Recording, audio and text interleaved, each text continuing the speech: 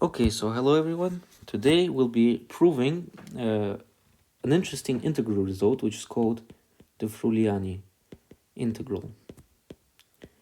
The Froulliani integral states that the integral of the multivariable function I of a and b evaluated from 0 to infinity, which is equal to the difference of some function f at varying parameters divided by x dx is equal to the natural logarithm of b over a times the difference of the function f evaluated at infinity minus the function f evaluated at 0. So, in order to prove this integral, it would be very helpful to firstly assess how its derivatives behave, as often is attributed to Feynman, I believe. When you see an equality, differentiate. So by differentiating, we can observe how this function behaves, and then by integrating this expression, we'll be able to derive the original function. So let's take firstly the derivative of our integral with respect to a. This would yield us, by the Leibniz rule, the partial derivative over integrand, which is equal to this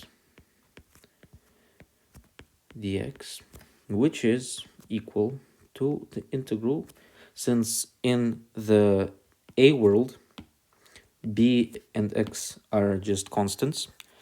This is equal to the integral of the derivative of the function f of a of x dx, which is equal to minus f of infinity minus f of 0 divided by a plus some constant that we'll call c sub 1.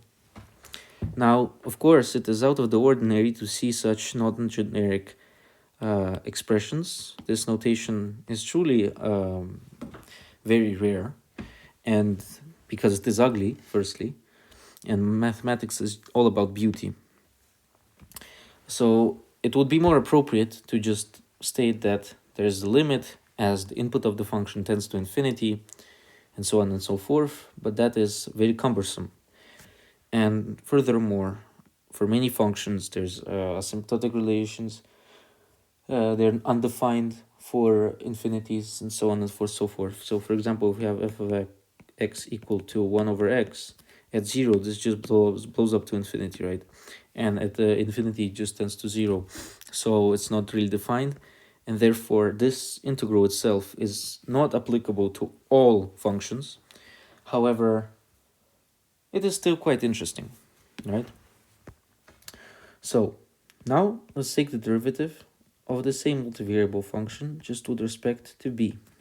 This would yield us, similarly to our result with the derivative with respect to a, the derivative, partial derivative of the function f of b of x over x dx, which is equal to 1 over b times the difference of f of infinity, f of 0, plus some constant that we'll call c sub 2. Now, by integrating both expressions, so the integral of the derivative of the function I of a and b with respect to a is equal to I of a of b, not of b, but yeah, which is equal to the integral of minus 1 over a. Here, this expression with the difference with the function f is just a constant, right? This is equal to ln of a minus ln of a times this plus c1. So yeah, here we need to add just shit. Блядь. We need to add the dA, right? So times a Similarly, by integrating the same expression with respect to b, we'll get ln of b times the difference of the function evaluated at infinity and 0 plus c2 of b. Now here the parameters in front of the constant can be disregarded, and we'll find that c1 is equal to I of a of 1, which is equal to the integral from 0 to infinity of f of x minus f of a of x divided by x dx, and c2 is equal to I of 1 of b, which is equal to this. Shit.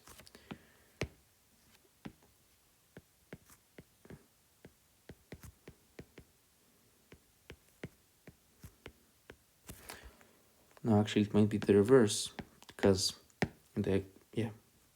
just a small little mistake. So it's this. Now, if we add this one and this one, these two expressions together, we'll get 2 times the multivariable function is equal to ln of b times the f evaluated at infinity minus f of 0. That is just a constant, which is common for both expressions, right? It is present in both integrals. Minus ln of a times the same constant plus c1 plus c2.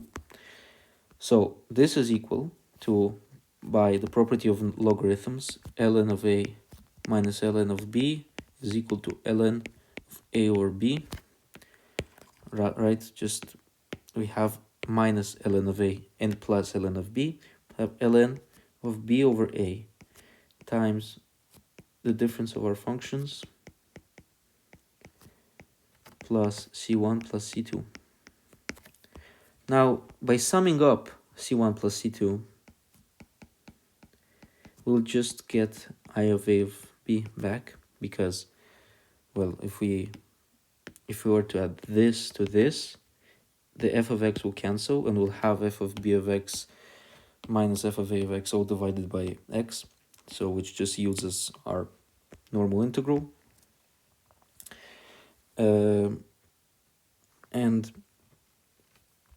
we'll just get twice I of a of b minus I of a of b equals ln of b over a times the difference of our functions, which is equal to I of a of b, proving our initial statement, right? So we just proved that this equals to this by taking constants equal to this and just using some partial derivatives. It is quite a simple derivation method. It is non-rigorous, so we have not stated that the function f is taking some subset a, which is a subset of the real numbers a to r squared or something like that. We have not defined that it is injective, surjective. That doesn't really matter. It is non-rigorous. This is not real analysis. This is just some basic good old calculus.